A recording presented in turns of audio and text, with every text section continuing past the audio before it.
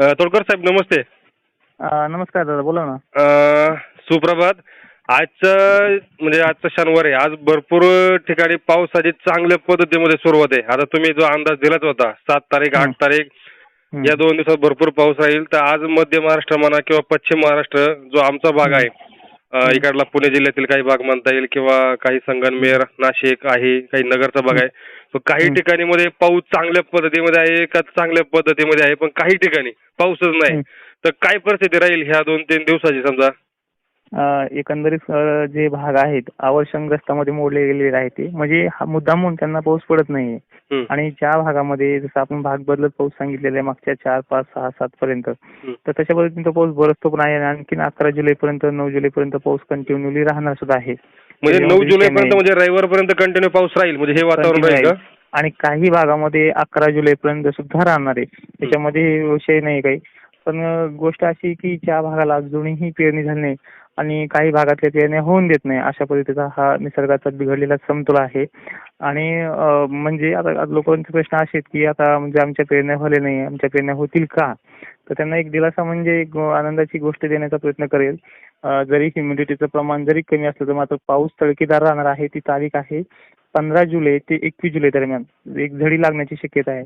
आणि झडीचा पावर हा पहिल्या 26 जुलै ते 30 जुलै 26 जून ते 30 जुलै जे झाली होता याच्यापेक्षा डबल किंवा ट्रिपल राहण्याची शक्यता आहे.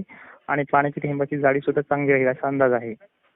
त्याच्यामध्ये एकही जिल्हा राहणार नाही. फक्त सोलापूर, अक्कलकोट, माळशिरस वगैरे जो भाग आहे तालुक्यांचा यांना त्याचं प्रमाण थोडं कमी राहील, कारण की त्या भागामध्ये ह्या काळात सुद्धा भाग बदलत पाऊस राहणार आहे. मात्र उर्वरित तुमचे राहुरी असू द्या, कोणताही अहमदनगरचा भाग असू द्या, ह्या 15 जुलै ते 21 जुलै दरम्यान कोरडा राहणार नाहीये. मग आताचा जो पाऊस आहे हा कुठल्या कुठल्या भागामध्ये सक्रिय राहील? हा जो पाऊस आहे ना सर, सगळ्या भागात सक्रिय राहील. थोडाफार सोलापूर, सांगली या भागात थोडासा जोर कमी राहील. मात्र बीड, जालना, संभाजीनगर असू द्या, तसेच जळगाव, धुळे, नंदुरबार या भागामध्ये भाग बदलत राहणार आहे. पण ज्या भागात पडलेलं नाहीये त्या भागात मुद्दामून पडण्याची शक्यता खूप कमी आहे. त्याला अवर्षणामध्ये आले ते भाग. आणि एकदा त्या भागात पाऊस नाही पडला तो नेहमी पडतच नाही, असा हा अवर्षण आपण त्याला म्हणू शकतो, अवर्षणग्रस्त म्हणू शकतो. आता समजा पावसाची प्रत्यक्ष बघायला लावणारे असे कोणते जिल्हे असतील का जिथे अजून पडणार म्हणजे? सर्व जिल्हे बुलढाणा जिल्ह्यात नांदुरा भागामध्ये सुद्धा बऱ्यापैकी पाऊस नाहीये. परभणीमध्ये सुद्धा पालम साईडला पाऊस नाहीये. नांदेडमध्ये काही ठिकाणी चांगला पण काही ठिकाणी नाहीये. नंदुरबारमध्ये तर बऱ्याच ठिकाणी पाऊस नाही. भंडाऱ्यामध्ये सुद्धा बऱ्याच ठिकाणी पाऊस नाही. अमरावतीत सुद्धा मोर्शी वगैरे भागात पाऊस नाहीये. म्हणजे तुम्ही असं म्हणाल की सर मग हा पाऊस पडलाय कुठे? बरोबर. कारण की प्रत्येक जिल्ह्यामध्ये 1-2 तालुके असे आहेत की त्या भागामध्ये पेरण्या सुद्धा देखील झाल्या नाहीये.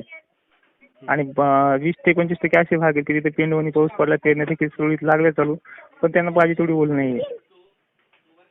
म्हणजे होईल मग थोडीशी दिलासादायक अपेक्षा आहे त्यांच्याकडनं. 15 जुलै ते 20 जुलै दरम्यान इथे चांगला पाऊस शक्यता आहे. त्याच्यामध्ये 17 आणि 18 तारीख जबरदस्त पाऊस राहील. मात्र त्यांच्या भागात जशी ह्युमिडिटी वाढली तसा पावसाचा प्रकार असेल.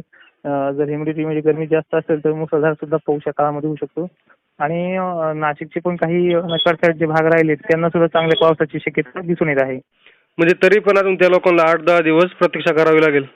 नाही, 8-10 दिवस म्हणण्यापेक्षा आता फक्त काही भागामध्ये 14 जुलैलाच आगमन होते. म्हणजे जो गडचिरोली, चंद्रपूर जो भाग आहे त्या भागामध्ये 8-10 दिवस म्हणण्यापेक्षा आता एक आठवडाभरात बरोबर 6-7 दिवसाचा एक फरक राहिलेला आहे. तो होऊन जाईल कम्प्लीट.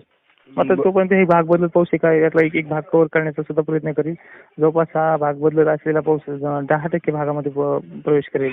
राहिलेले 15% 15 ते 20 जुलै दरम्यान कव्हर होईल जाईल. पण सर एक आनंदाची गोष्ट आहे बरं का, जेवढे तुम्ही अंदाजे जवळजवळ सांगत चालणार नाही ते बरेचसे खरे होत चाललायत. म्हणजे आमच्याकडे बरं का आता मी बाकीच्या भागांचा अभ्यास करतोय तर तिकडे थोडासा कमी वाटतोय. शेवटी अंदाज आहेत. 100% गॅरंटी तर तुम्ही देऊ शकत नाही, आम्ही देऊ शकत नाही. पण जवळजवळ तुमचे अंदाज 90-95% खरे ठरतायत. आमचा मध्य महाराष्ट्र असेल किंवा पश्चिम महाराष्ट्र चांगल्या पद्धतीने पाऊस पडतोय. चांगली गोष्ट आहे, आनंदाची गोष्ट आहे ती. आणि आमच्या काही भागात पेरण्या पण झाल्यात. जवळजवळ 90% पेरण्या सक्सेस झाल्यात आमच्या. नक्की. धन्यवाद. चालते धन्यवाद.